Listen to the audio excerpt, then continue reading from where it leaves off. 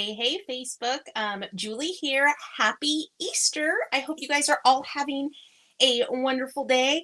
I'm here in Montana. It's nice and sunny. The weather is perfect. And so we are just taking, Jeremy's working today. And so I'm just going to take it as a wonderful day to come and paint with you guys. We went to church last night and kind of did our Easter celebration. And so we're enjoying a beautiful day. So hopefully you're spending some time with your loved ones. I have something fun and exciting and new. So I have the ability to have you guys text me, and then anytime I go live, anytime I have anything fun or exciting, or any special offers, I don't know why I don't know why I whispered that, but I'm so excited. So if you guys want to send me a text, it's 406, that's Montana. I've never lived in a place that's been so excited to celebrate their area code. So 406 is the area code for the entire state of Montana. I'm originally from California, which it almost seemed like every block had a different area code. So I think I love the fact that the entire state has one area code. So 406 is Montana. 283-4657. Shoot me a text, and anytime I go live, anytime I have something fun and new to offer, or like I said, I'm going to be offering you guys some special freebies and some special offers. So if you want to be part of the Cool Kids Club, make sure you text me. I'm going to see if I can paint this and still have that phone number in the screen. Nope, that's not going to work. I made my cute little sign, and then when I set up, I'm like, oh man, I don't have enough room for it all. So I have the number there on the screen too, but like I said, I made my cute little sign and it doesn't fit. So, oh well. I'm going to set it to the side and go ahead and get started on this fun spring truck and flowers. This is a painting I taught at a paint party actually probably less than a month ago, and it was super fun to do. When we painted them on a white canvas. I showed you guys earlier how fun it is to paint on a black canvas. So I thought, hey, why don't I do this painting on a black canvas, and you guys can kind of see what the two look like side by side. So I'll probably, once I'm done painting this one, I'll post both of those paintings so you can see the difference in painting on a white canvas or painting on a black canvas. I love painting on a black canvas for many reasons, but one is this is a good way to recycle canvases.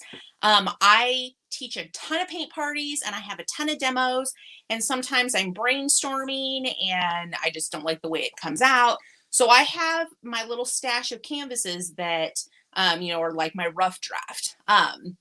So if you're like me and you have a bunch of projects or you teach paint parties, you can take a canvas and paint right on top of it. So you'll see this one's kind of blotchy. It's because I used a few different brands, but I just painted the entire canvas black and then put the stencil on top of it. Happy Easter, Vanessa. Where are you watching from today? Hopefully wherever you are, it's a beautiful day and you get to spend some time with your loved ones. But I'm going to jump on here. Like I said, I'm painting on a black canvas for a couple different reasons, but I love the way that you can reuse a canvas, but then also it gives it a whole different feel, a whole different kind of vibe, I guess. So I'm going to come in here and see if I can not make a big mess, because I'm very good at making big messes. I'm going to paint this the same color scheme as the one that's on the white canvas, just so like I said, you can see side by side what they look like. So I'm still going to come in here and paint my kind of background white. And when I paint this style, I love texture in my paintings.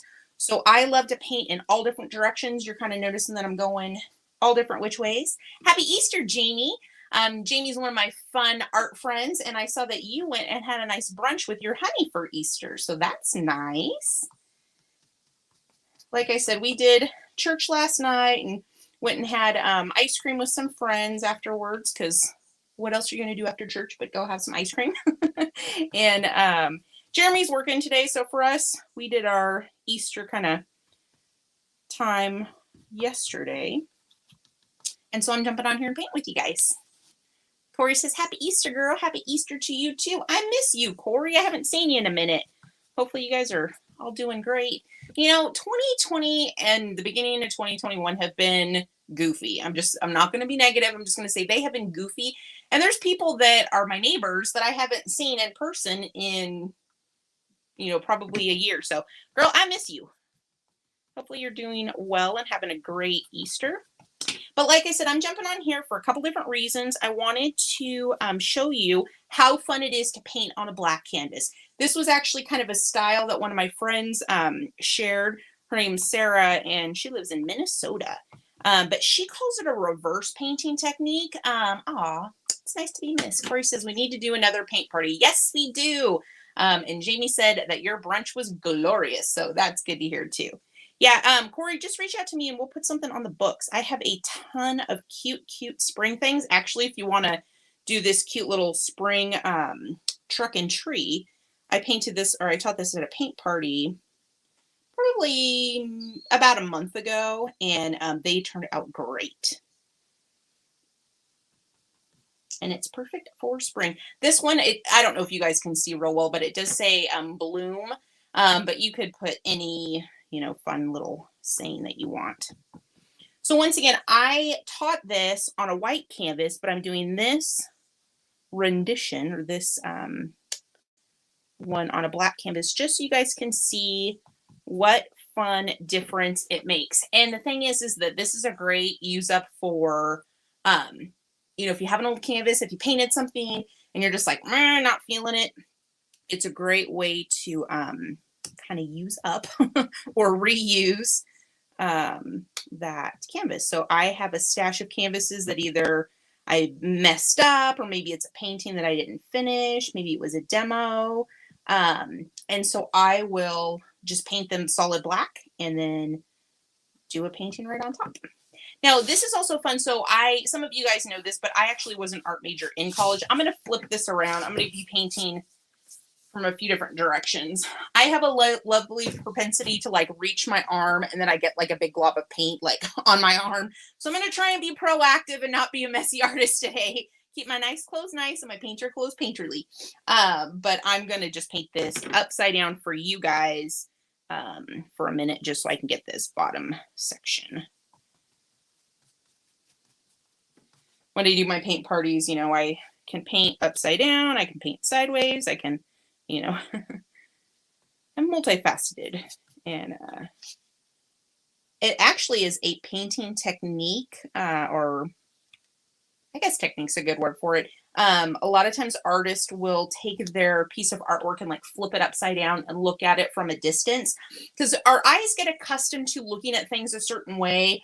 And I don't know if you've ever done this. Maybe if you're a girl and you've ever like put on your makeup or done your hair, or, put pictures on a wall. I shouldn't say women, because men can wear eyeliner too.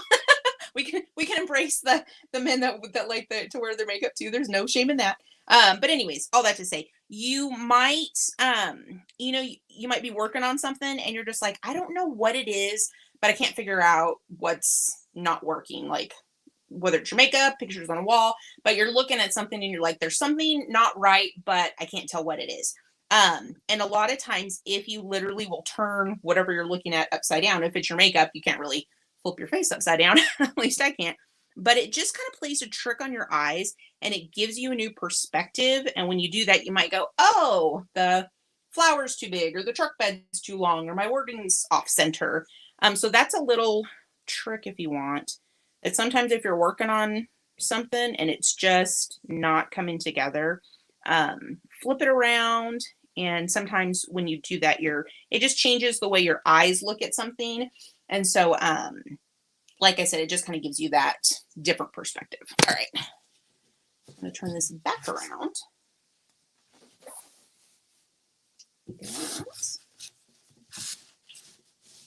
Actually, I'm going to try something real quick. I'm going to see if I can flip my camera angle so that way I can paint right side for me and not get clothes on everything. Jamie says it does help to get a different perspective. Girl, that's good advice in life too. Like sometimes if you're looking at a certain situation, especially if it's like our own life, and then you have lunch with a friend or you're chatting with somebody or texting and they say, well, and give you some advice and you can go, oh, I never looked at it that way. So that's good perspective in art and in life. So let me see if I can switch my camera angle so that way I'm not always fidgeting with it. Oh, no, I don't think I can. And that's okay. We'll just leave it as is. Like I said, I can paint upside down. Oops. Whoopsie. I love these like big kind of shawl things, but they get stuck on everything. Do you guys ever have that issue? Like, I'm trying to be like bohemian and flowy, and then I'm getting caught like on corners of tables, and it's a mess. So what I'm going to do for my wording, I'm going to keep my wording black. So on the original, the background was kind of this grayish white streak, and then the lettering was black. So I'm going to still do that, but I don't want to completely lose all my lines. So as I'm painting this, this is not going to look good. This is going to look pretty gosh darn bad, but have faith. It will pull together. That's actually kind of one of my favorite jokes is when I'm teaching paint parties and people are like, oh, mine looks horrible, you know. And it really, there's so much that a piece of art changes as you're, oh, that's a little tail. Like I said, I'm doing this upside down and kind of backwards, so sometimes it takes my brain a second to process.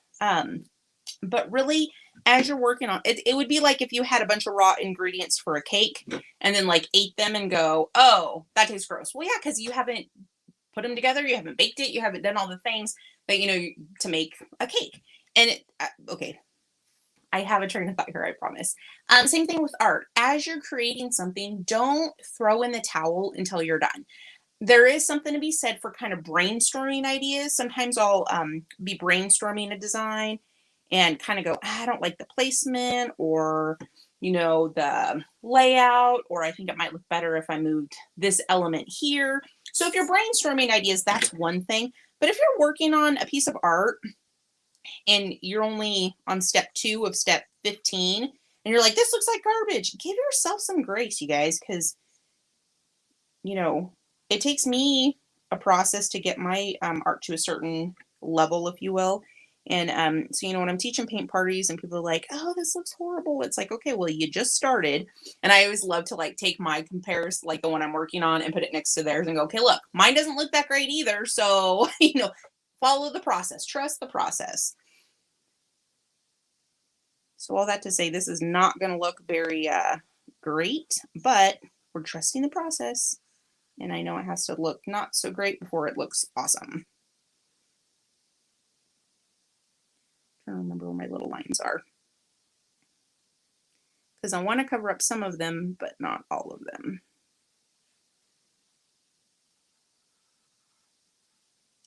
Like I said, that does nowhere does that look even anywhere like good lettering, but it'll come together, I promise.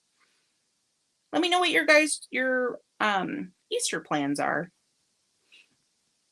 I was at Dollar Tree probably about, oh, I don't know, 2 or 3 weeks ago, and they had these little silly Easter bunny ears, like the little headband Easter bunny ears. And so I bought some. I took some pictures of them on our dog this morning. He is so patient. He's like, Mommy, this is embarrassing. Like, that's the look on his face. But he's a good sport. He's like, okay, take the picture, and then this little Easter bunny headband is, you know, going bye-bye. So he sat there long enough for me to take the picture. He tolerated it long enough for me to take the picture, and then was like, okay, and we're done. We recently took family pictures, and actually our photographer got some really cute ones of him too. So we wanted to include him in our family pictures. So this is a little embarrassing to admit. We got married in 2008. And other than the pictures that we took last weekend, that was the first time we had professional pictures taken since our wedding. We've been very blessed with like good friends and acquaintances that, you know, do photography like as a hobby. But like to actually pay a professional like to do a family photo session, we hadn't done that since we got married. So long overdue. And I kind of joked. I said, I think like fine wine, we just get better with age. So I don't know if that's true or not, but that's my story. One other thing that's fun about doing this black background is if you want, sorry about that, guys. If you want more vibrant colors, what you'll notice is as the color dries, the black background will kind of mute or dull the colors. And so if you want more vibrant colors, all you do is you come in and you put on a second layer of paint. So I'm going to come in and kind of just oomph up a few areas. I really like that textured background, but hey, if this is going in your house and you don't, paint it different.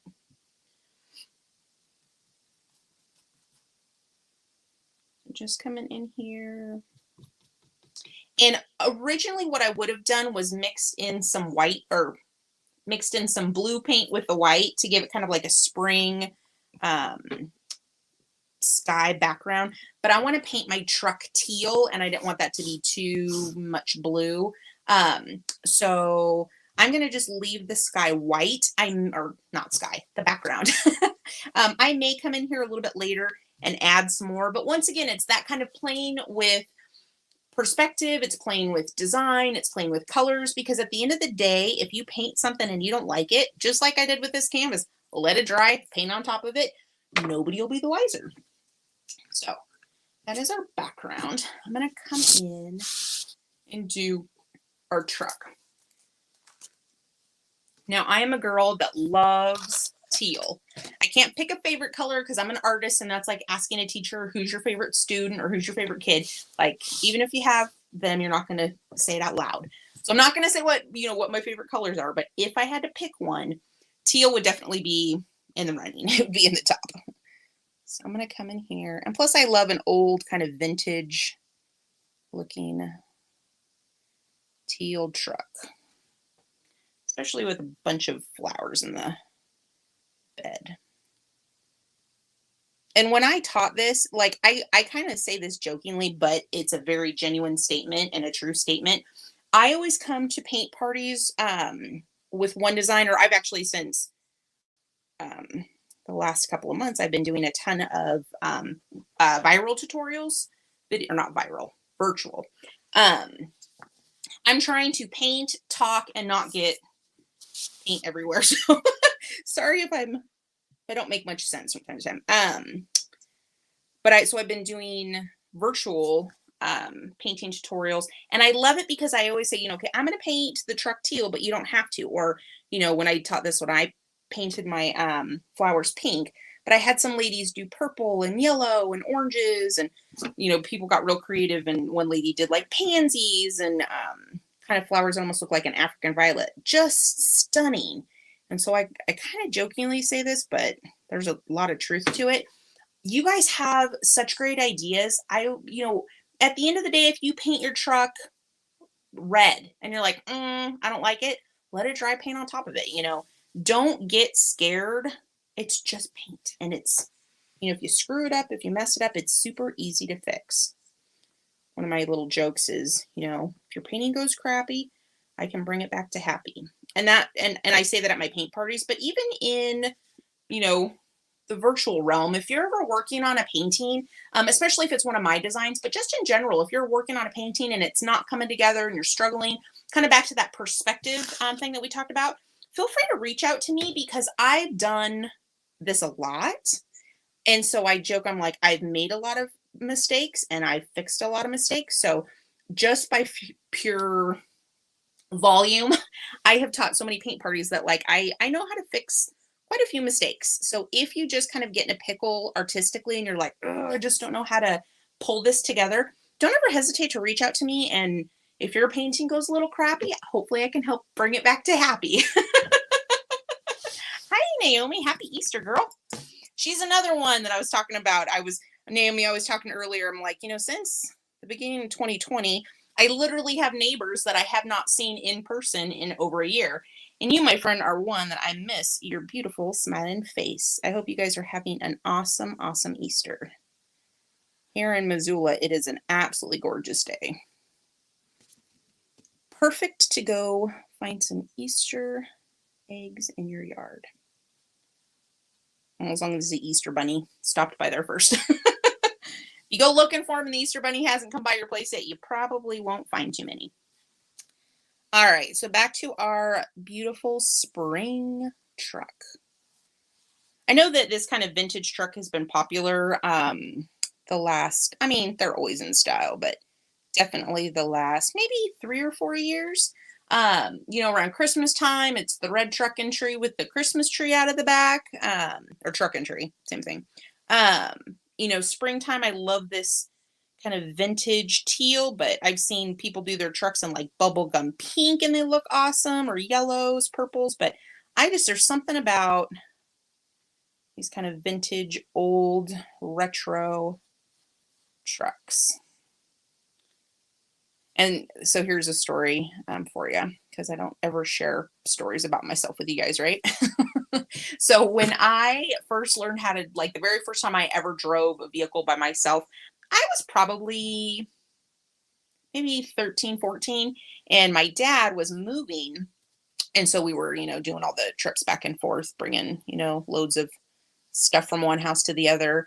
And their house was on a corner, and one of the roads was like a little cul-de-sac. And my grandfather had a big, huge Dodge Dually, like heavy duty, like like big, big, huge truck. And so of course he was helping my dad move with that truck. And so my grandpa said, like, toss me the keys, and he goes, go, pull the truck around in the cul-de-sac. So I just literally, hindsight, I probably maybe drove the truck maybe 60 feet total. I remember driving the truck going so slow, and it wasn't automatic, so it wasn't even like a stick shift, but I'm like driving, and I remember there was a box of some kind of dishes or something, and I heard him like shaking the whole time I'm driving. I'm like, oh my gosh, I'm gonna die. I'm gonna, I was so scared. So that's kind of my joke with, that's my first memory of driving a vehicle, was my grandpa's big old truck. So as I'm painting, you'll notice I'm leaving a little bit of that black outline around the truck. That's because I don't want to forget where those lines are. I'm going to go back a little bit later and actually use black paint to redefine those lines.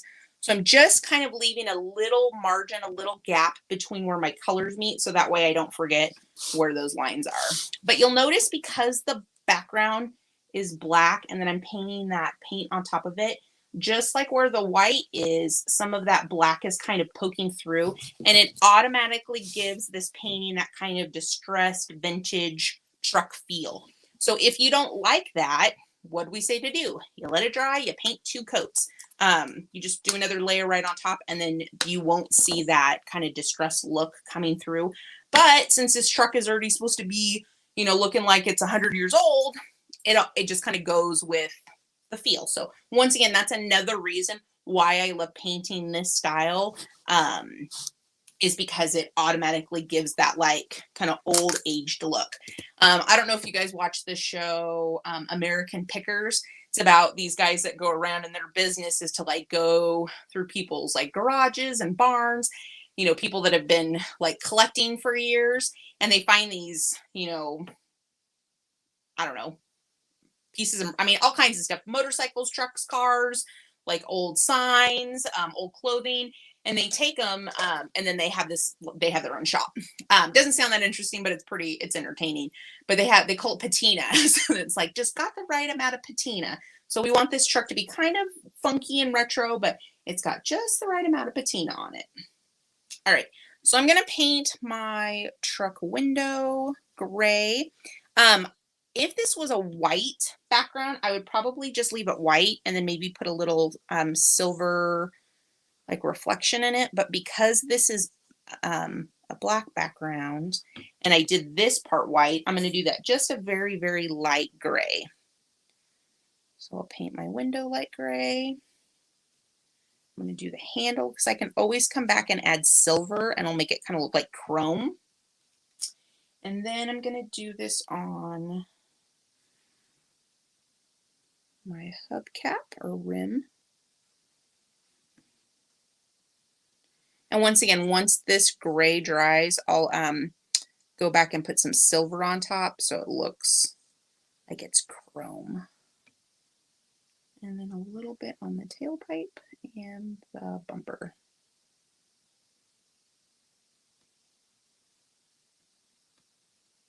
I'm so glad we're getting a little bit of sun, because we've literally had snow up until just not too long ago. And being in Montana, we can get snow again almost at any moment. So try not to get too discouraged. But I am just ready for warm days, opening the windows, putting on shorts, playing in the garden, planting flowers. And so until I can do it in my own garden. Oh, thank you. Naomi says, you look great, by the way. So I try and, I've been home a lot, as we all have. So I try and like curl my hair and put on cute earrings and do my little cute accessories for you. So I appreciate it. I put effort into looking nice for you guys because you don't want me coming on here looking like I just rolled out of bed. So I brush my teeth, I put on my deodorant, curl my hair. So I appreciate the compliment. Probably too much information. Um, but I try and show up and look good for you because if you're gonna have to stare at my face, I try and make it at least as presentable as possible. Oh, I digress. So now I'm going to come in and paint my flowers, and I'm going to paint them all pink. But once again, when I taught this as a paint party, I saw ladies do the cutest, purple looked really great. Some ladies did yellow. So I'm just coming in here with some pink, and you'll notice the pink really stands true that once I paint this over the black background, it will be nice and vibrant, but then as it dries, it will kind of lose some of that, I say oomph, that's not a real word, but if you just want more vibrant colors, adding a second layer, you'll get that very easily, especially with kind of lighter colors like pinks or yellows. If you do this technique where you're going to paint on a black canvas, just if you want your colors to be super, super vibrant, just add another layer. Now, you don't have to do this on a black canvas. When I was an art major in college, I'm sure there's a term for it. I just remember them saying to tone your canvas, T-O-N-E. So like we would do a dark brown or you could do blue. So I've done this technique, painting on a colored background multiple times. It doesn't have to be with black. So if you want like real warm earth tones, do a dark brown and then paint on top of that. Because like I said, as the paint dries, those colors will automatically kind of come through. So have fun and experiment. But like I said, I love painting on a black canvas for a couple different reasons. But one of the reasons is because it automatically gives you so much texture from the get-go. Some of you may know this, but I've done a lot of art in chalk pastels. And so this gives me that kind of pastel feel. I think the fancy word for it is artistly. No, that's not right. There's a word. There's a word for it. I just don't know what it is, but painterly. That's the word I'm looking for. It gives a painterly feel. And that just means that you can really see the texture, the brush stroke, where those colors are coming together. I'm painting upside down, so I'm trying to make sure I get all of my little flower blossoms in.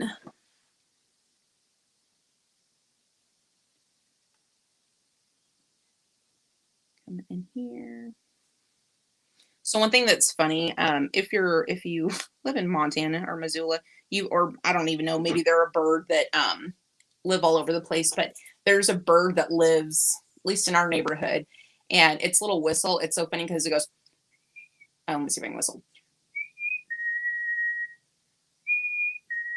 Like those are the two notes, I guess, but it does that. And we always joke because if you ever remember watching Simpsons, I don't know, depending on how old you are, the little bully, the neighborhood bully, his name was Nelson, and he'd go, ha, ha, like that was his little laugh. And this little bird sounds exactly like that. It goes, and so whenever I hear that bird, that's the thing that pops into my brain. And why am I telling you this story? Because I just heard the bird outside doing that cute little call. 1, 2, 3, 4, 5, 6. 1, 2, 3, 4, 5, 6. Okay. I think I have one extra right here. As Bob Ross would say, I have a happy little flower that lives right here. And you'll notice that this first step I'm not really concerned with. I'm just kind of color blocking, just like it was a big coloring book. So you'll notice as this dries, this pink is not going to be nearly as vibrant as it was when I first put it on. And that's okay. I like that texture. If you want more vibrancy, just add a second layer of paint. See how much brighter that one is? And this is just kind of like a Pepto-Bismol pink. If you are painting at home, you don't have to go out and buy every single color. Pink is, shocker, red and white. So use what you have. Naomi says, I will now know. So you know what bird I'm talking about. I just laugh because I'm like, I think that sounds like the bully from the show Simpsons. So Naomi, you're welcome. Sorry. Sorry, not sorry. All right, so once again, just kind of globbing on some pink. But like I said, I've seen this done in purples and yellows and oranges. If you want to have multiple, like some flowers pink, some flowers purple, you could definitely do that too. Okay, so I'm going to let that dry. And I'm going to paint the green of, well, it's just the greenery. So there's a couple leaves and then just kind of the background, or this green color. Another paintbrush.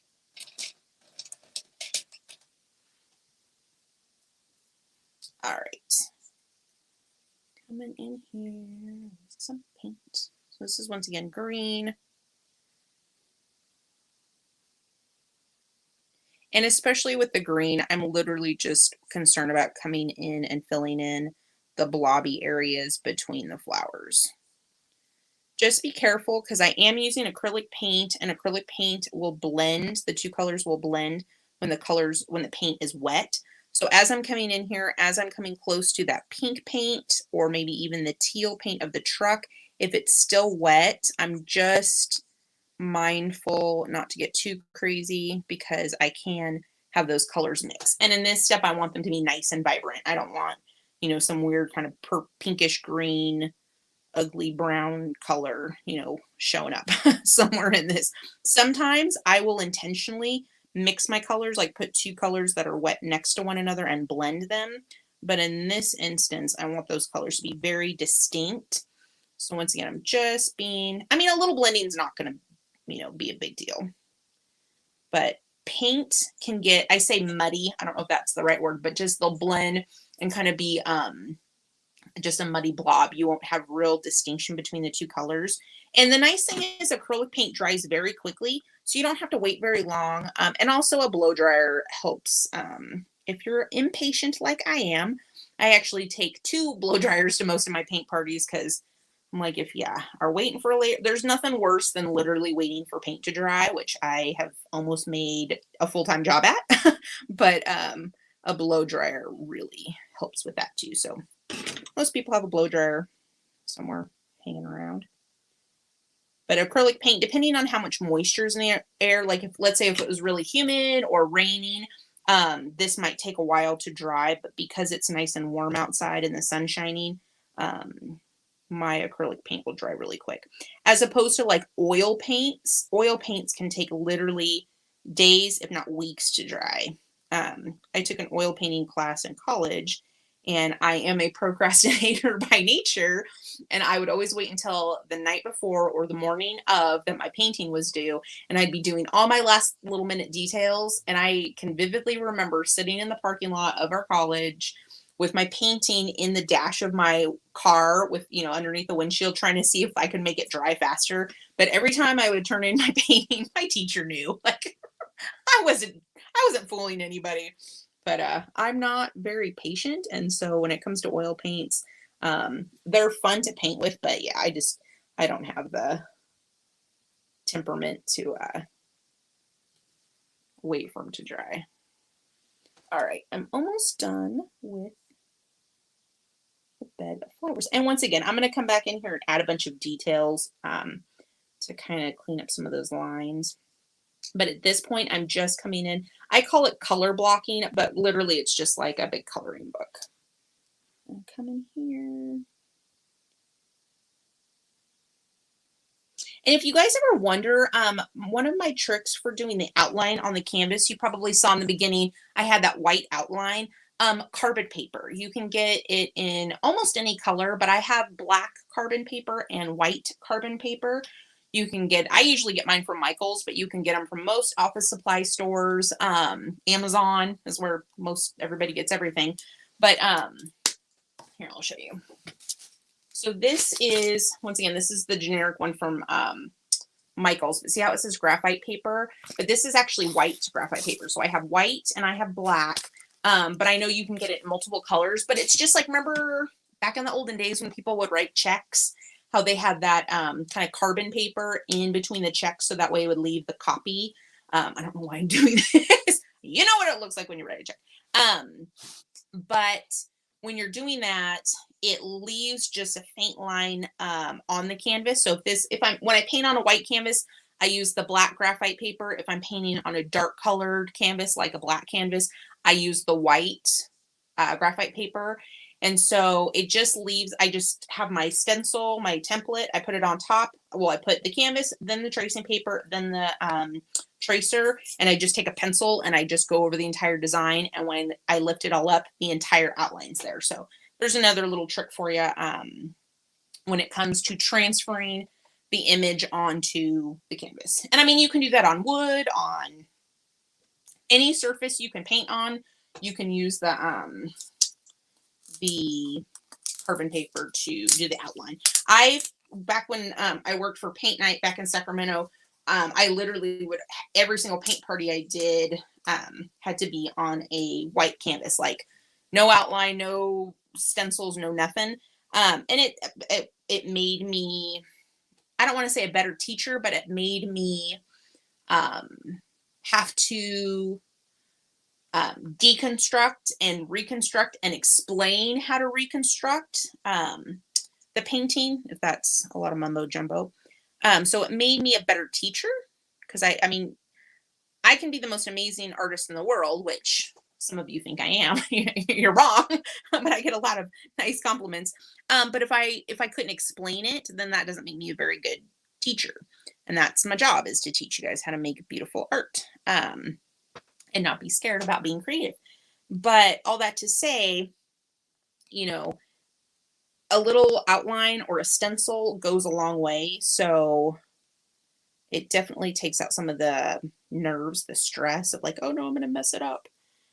So that little outline really, really makes a big difference. And usually whenever I share a free tutorial with you guys, I will include that tracer. So that way you guys can just either freehand it if you want. You don't have to use a tracer. I actually encourage people, if you feel comfortable not doing it, you don't need to use it.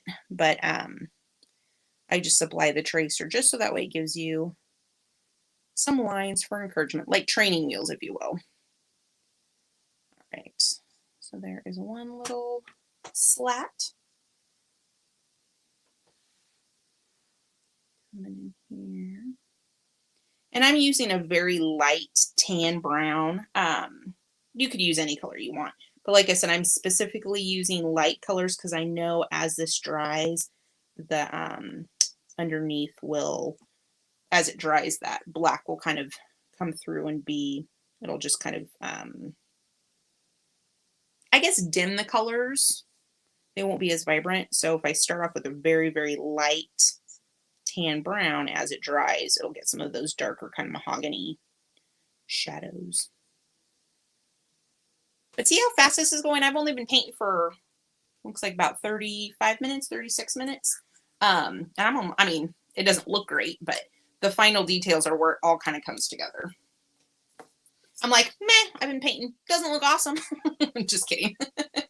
And that's the other thing. Give yourself a little bit of grace and have a sense of humor when you're going to create something. Because if you're like all uptight and nervous and scared that it's not going to be perfect, then, go drink a glass of wine, go drink a beer, or whatever you do to unwind, and just relax. It's not, rocket science. It's just having some fun. For me, truly creating art is more about the benefit of, for me, the relaxation, the enjoyment, than it is of the final painting. And I think when you learn that value, it gives you a whole different perspective on creating. And it's fun. It's definitely my love language. I know it's not for everybody. There's some people that can, do amazing things that I can't. There's a lot of people that can do amazing things that I can't. But I love this just because it's just to have fun. If you're making a gift for somebody, yes, there's things that you can do to definitely enhance you know, what you're doing. Like I said, the stencil is definitely one that makes life just a little bit easier. I'm going to come in here and kind of do like a white walled tire.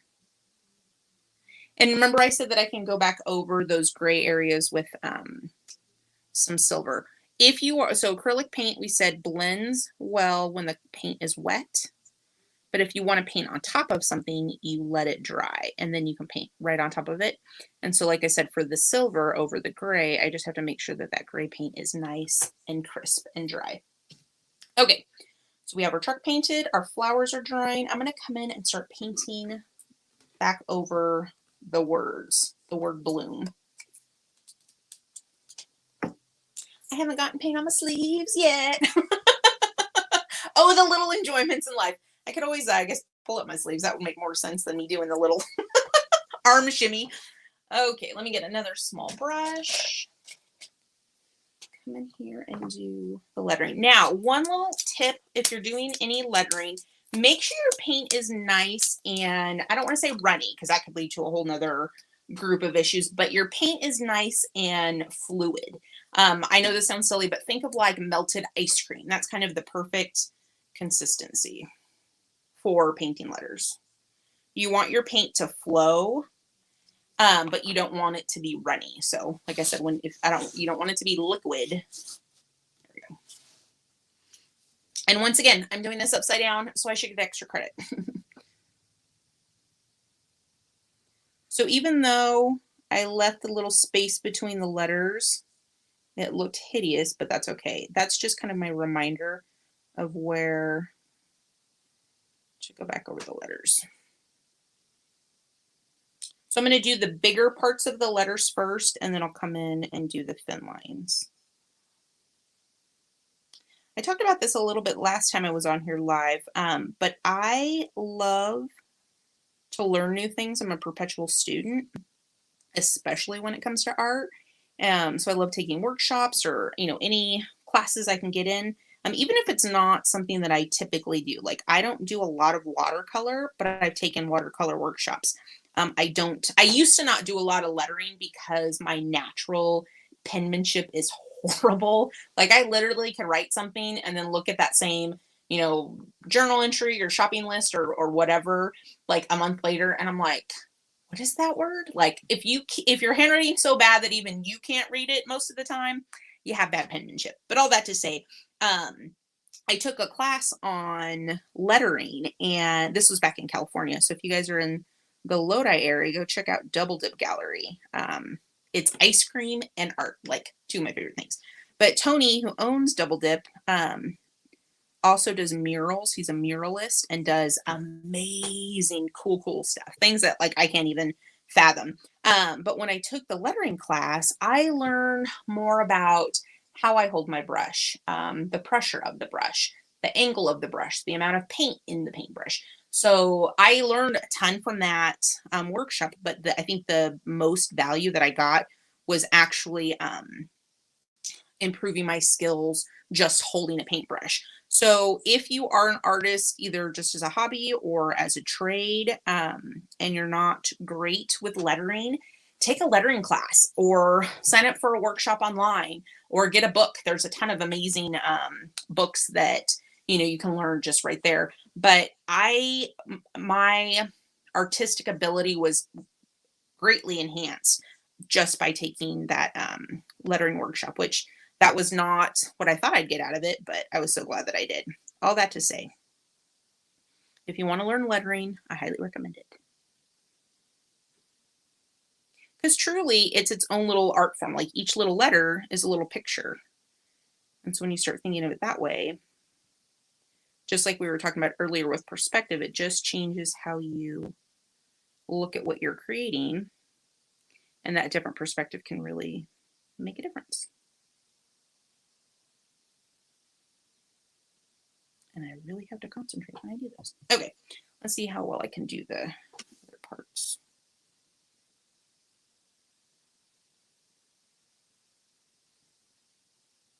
And so if you are doing any kind of lettering and your paint gets kind of thick or clumpy or just isn't flowing smoothly, add either a touch of water to your paint to thin it out a little bit. Or my other little trick is just get a fresh squirt of paint. Because if you're using acrylic paint like I am, you know, I keep my paint in these little cups. So, I mean, I have plenty of paint. When I go to paint parties, you know, I have paint in these tubes. And literally when I buy paint, y'all, I joke at my paint parties that I buy paint by the gallon. I don't lie. Like I buy, here's my teal.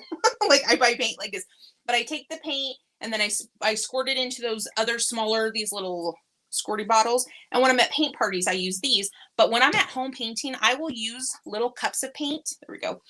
Because I can put the lid back on and it doesn't dry out as quick. But if your paint is kind of thick and clumpy and just not doing what you want it to, give yourself a new little squirt. Because that might be all it takes to get that paint moving like you want it to. I know people are so cute because like at my paint parties they're like, well, I don't want to waste it. And I'm not saying it's okay to waste paint because I don't like being wasteful with anything, but I'm like, you guys don't stress about it, because with paint, especially because it gets thick as it dries, you know, if I have paint that's been out in the air for a little bit, I can't like really put it back in my paint bottle because it'll change the consistency of the other paint that's in there. So, you know, I try not to give too much paint, but when at paint parties, they're like, can you reuse this? And I'm like, it's like toothpaste. You can't really put it back in, can't put it back in the bottle once it's come out. So I try and just dispense as much as I need. And it's always easier to get more than to have somebody wasted. But at the end of the day, my main objective is people have fun. If that means there's a little wasted paint, I'm not crying about it. This way. Another little trick that you'll hear me often say is a lot of times I'll put my pinky on the canvas and use that to stabilize my hand. But make sure wherever you're parking your pinky is dry, because if you put your pinky in a bunch of wet paint, you're going to be like, dang it, Julie, why did you tell me to do that? I'm going to try to remember how my O's go. Down, up, and over.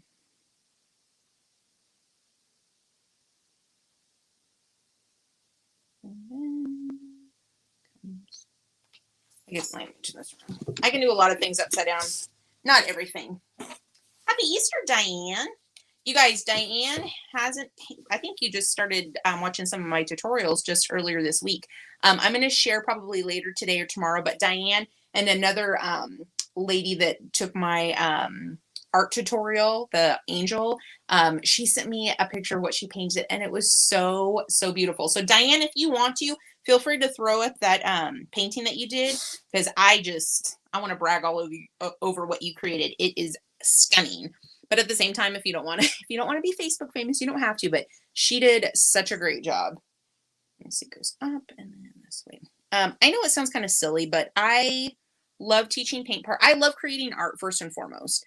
But I think almost more than I love creating art, I love to share and to teach and to inspire. So when like somebody's painted something that I've a paint party or an online tutorial and they share with me what they painted, like it just makes me so proud. And I don't know if that's the right word, but it's almost like proud mama moment. Like, oh, look what you made. All right, this one comes up and over.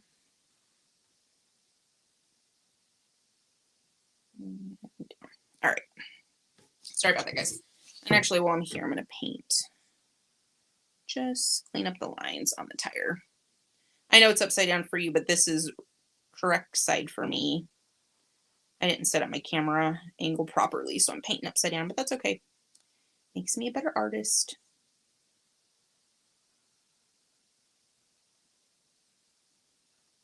I often will joke that black is like white out in the paint world because it covers up everything. So I wasn't really that worried about if my tire was like perfectly rounded, perfect donut shape, because I know I can come back in here with black paint and cover up any inconsistencies in the lines.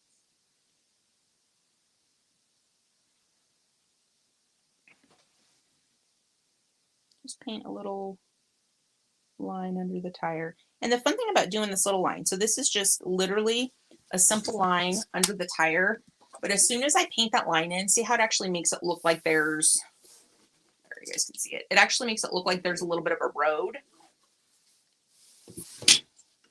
Just a little suggestion of a road. All right, finish off my lettering.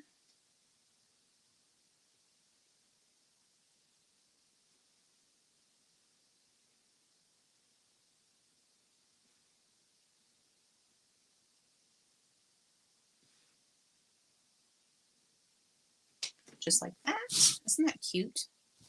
What do you guys think of this? Diane said, I would love to share You're My Angel, but not sure how to add it or where to add. No problem, girl. I'll repost it. But she's your angel. I just gave some suggestions, but she's all yours. It's so fun. I mean, I'm a praying person. I'm a person of faith. But I don't, that's just how I live my life.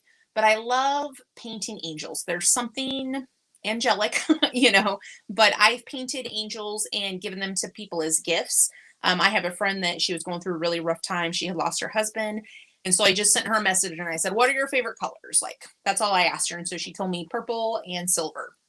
And so I painted her an angel using those colors, sent it to her, and just told her, like, because as you're painting, I mean, most paintings take me an hour and a half, 2 hours, maybe 3 hours, depending on if I sit down and do it all at once or walk away and come back.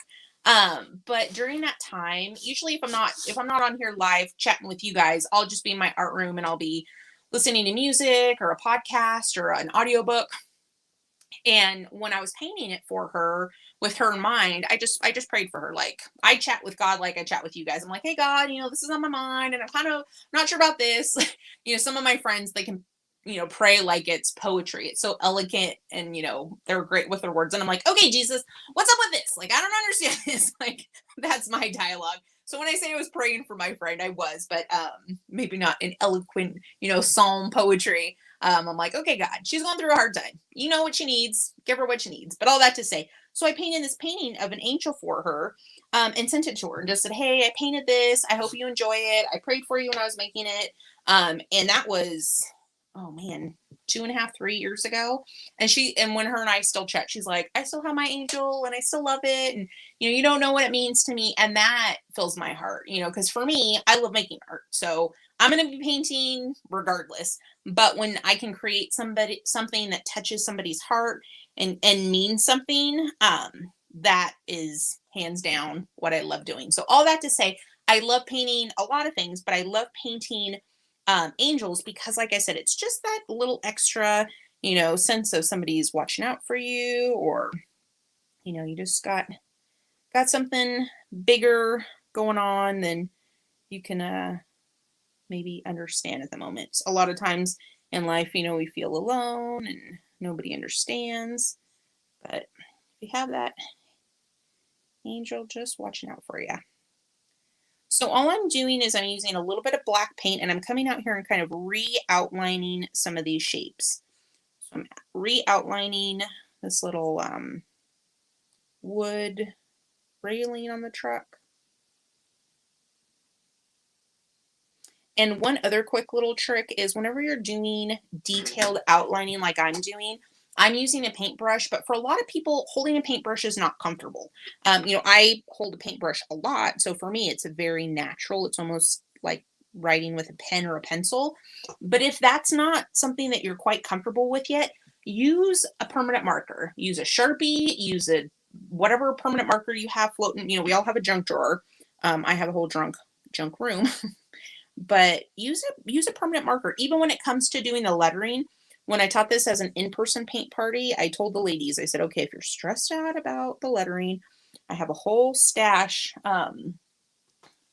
Actually, here's one of my Sharpie cups. So this whole thing is full of Sharpies, and so I take these with me to my paint parties and offer them.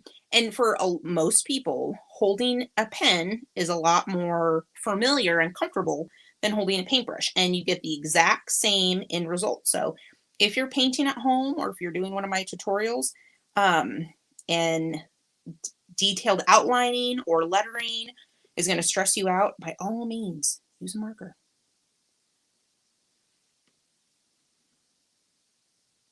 That's also one of my favorite kind of jokes is when people are like, oh my gosh, you're such a good artist. And I'm like, well, if I sucked, I should probably have a different job. Like, it's my job. I've done this a lot.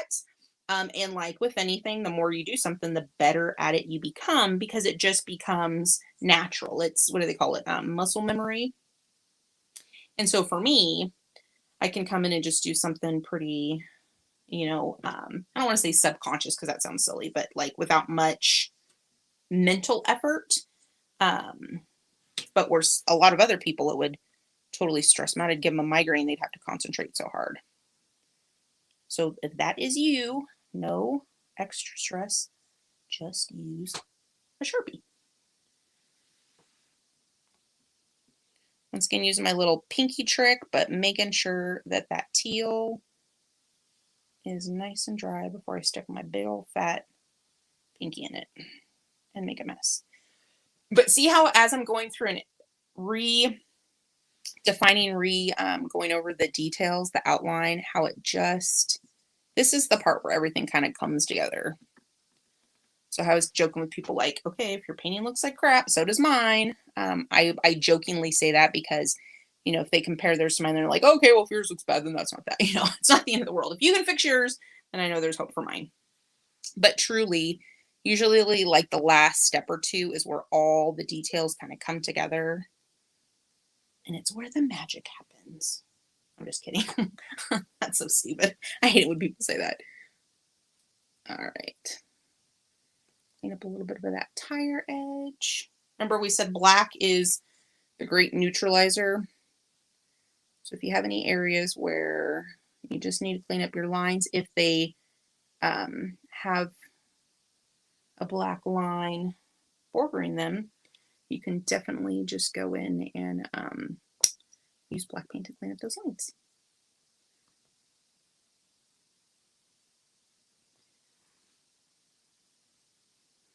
All right.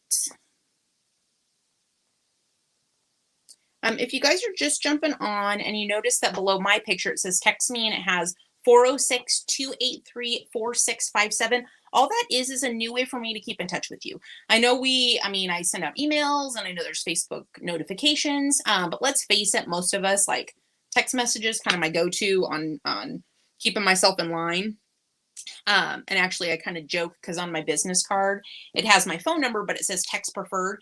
And I'm like, it's not because I'm one of those like snotty people that like won't, like, I don't like talking on the phone. It's because I forget. And so I'm like, okay, I know I was supposed to meet Diane for coffee on Thursday, but did we say 2 or 3? So then like, I'll go back and I'll look at our text message. I'm like, okay, it was 2:00. So for me, it's truly because I forget easily. And it's a great way just for me to keep everything on task. But all that to say, so I have a new great way to keep in touch with you.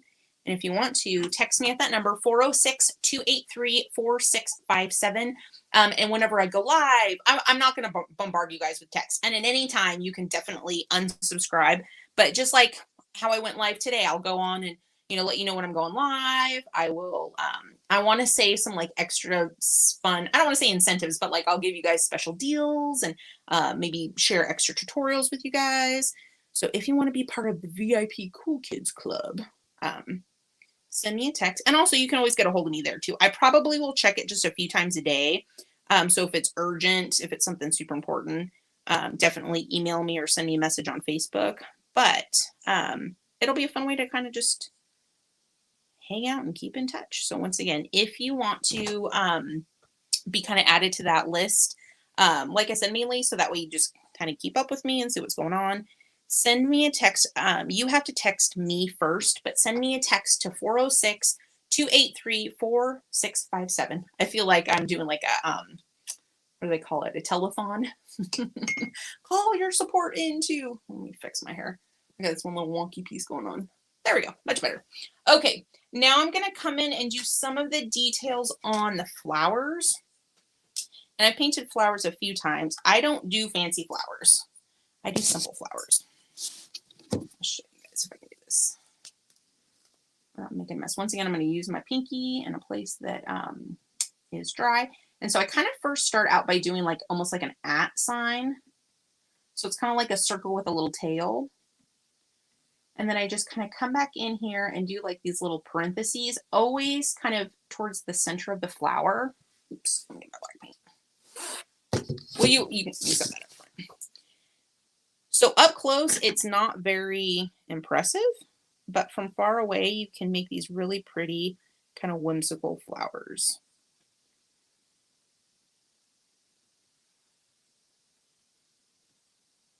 And once again, you can definitely do this step with permanent marker as well. I'm going to knock out these flower details pretty quickly, and then I'll add a white highlight, and then I think I'm pretty much done. My gray is still drying, so I'm not going to probably add the silver on top of that quite yet.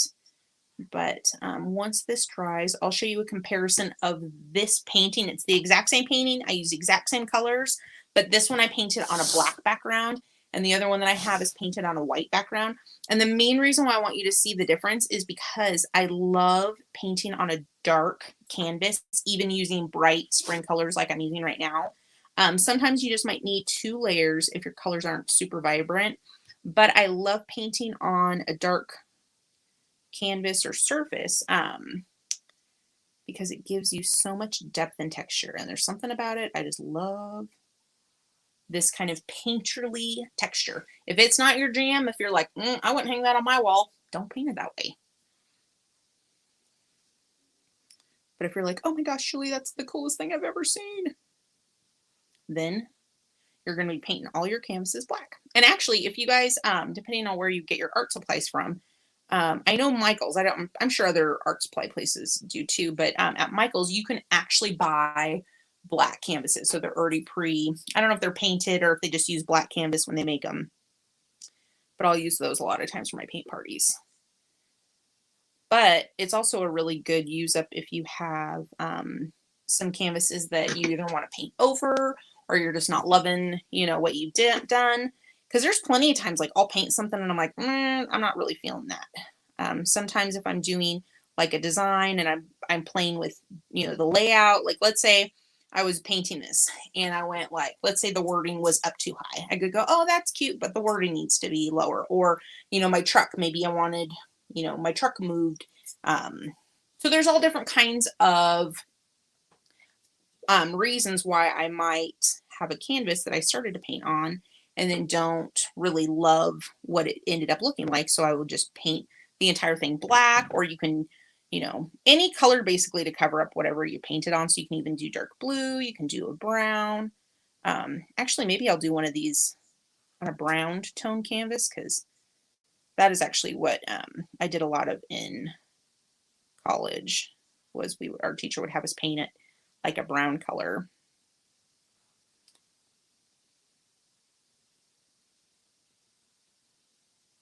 So they're just these little like comma shapes,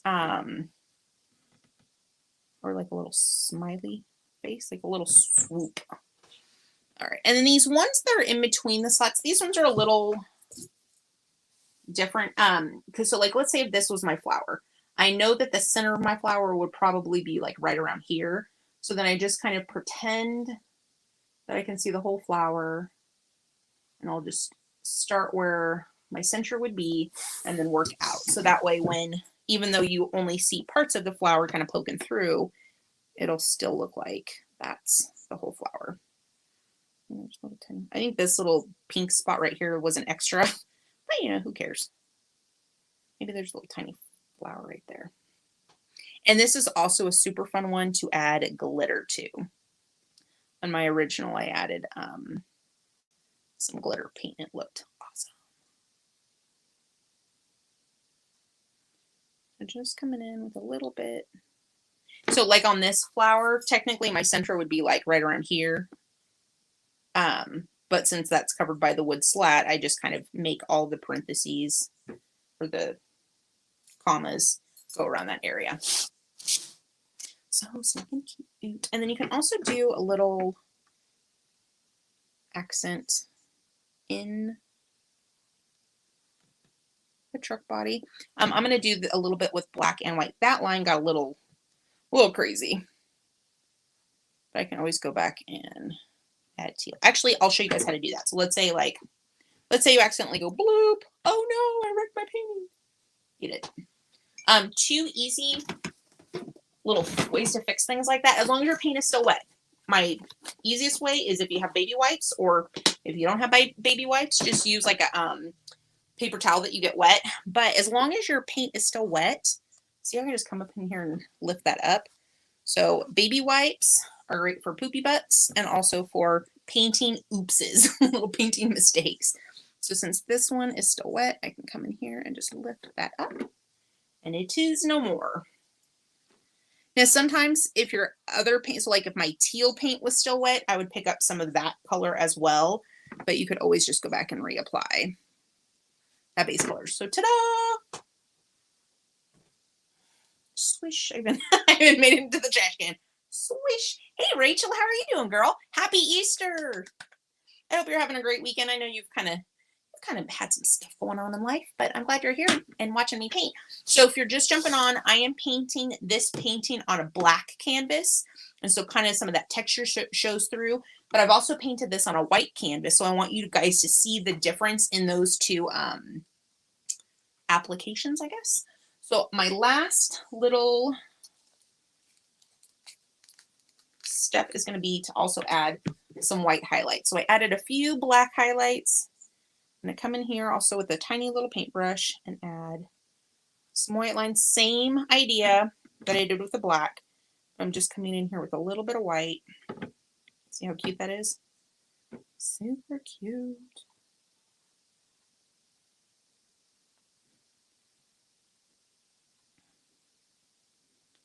Coming in here.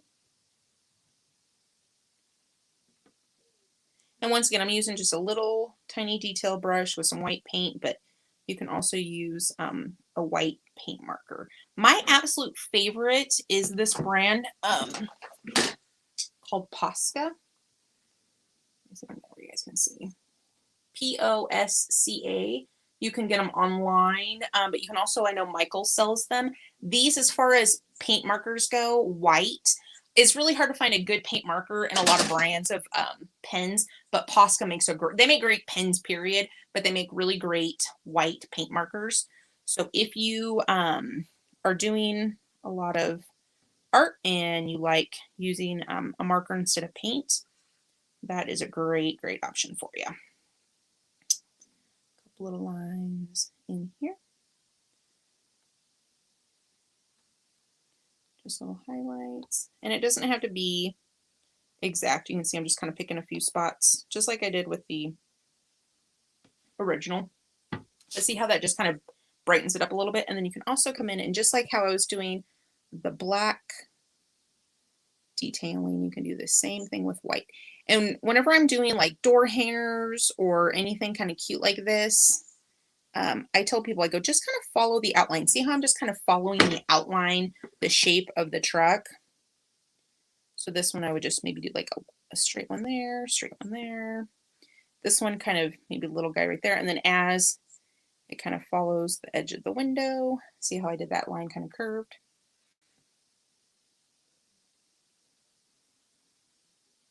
Just like that. Oh, I love it. But see how much that little extra adds?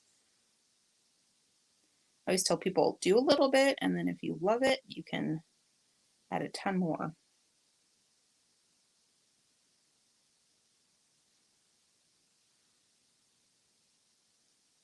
But do a little bit here and there, take a step back, add more.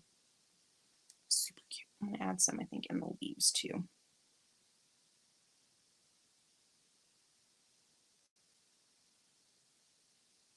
I like some of that veining detail in the leaves. I really like that. That's pretty cute, don't you think? I didn't do the highlights in the leaves the last time, but I think it adds a little nice little extra. All right, well, I think I'm going to call this done, you guys. What do you think? Yay! Like I said, I'm going to let this dry because it's still super, super wet. But I did this in probably less than an hour if I wasn't chatting the whole time, if I stayed on task. But I want you to see how fun that is. And if you look at my lettering, it's not perfect. Like, it's still kind of blobby, but from far away, it looks very smooth. I can still go in and smooth out some of the edges. But I always tell people, because they always get so critical. When you're like this close to something and you're working on it, you're going to see every single little mistake, every little, inconsistency in the line, everything that's going to drive you crazy. But when your artwork is 6 feet, 8 feet, 10 feet from your face, those little things you're not going to see. So just give yourself a little grace, give yourself a little perspective. Every once in a while, get up and walk away. I'm actually, as I'm painting this, you may notice my eyes are kind of all over the place. I keep looking up because I can see what you guys see, the two screens. So I'm looking at my painting through the camera instead of looking down at it because I get a different perspective. So perspective plays a huge, huge role in making art. Just a little grace pep talk there for you. Also looking at it with fresh eyes. So if you're working on something and it's driving you nuts, put it away, look at it the next morning. And you may go, oh, that doesn't look so bad. Or you may go, oh, I need to fix the flowers. The flowers look wonky. So give yourself perspective and also sometimes walk away, look at it with fresh eyes. But like I said, I just wanted to jump on here. Wish you all a very, very happy Easter. Hopefully you get to spend a little bit of time with some loved ones. Hopefully the weather is nice where you are. Maybe you can go do a little Easter egg hunt, or if nothing else, sit by a bonfire, have a nice cool beverage of whatever you choose. But just take this day and enjoy some time with your family, your loved ones. Maybe you did church this morning, but I just want to wish all of you a very, very blessed and happy, happy Easter. We'll talk to you soon. And don't forget, if you want to stay in touch with me, text me 406-283-4657. And I'll notify you whenever I'm going live, whenever I have fun new announcements, so we can keep in touch that way. And you can always reach out and get a hold of me that way too. So we'll talk to you guys later. Hope you have a great, great Sunday.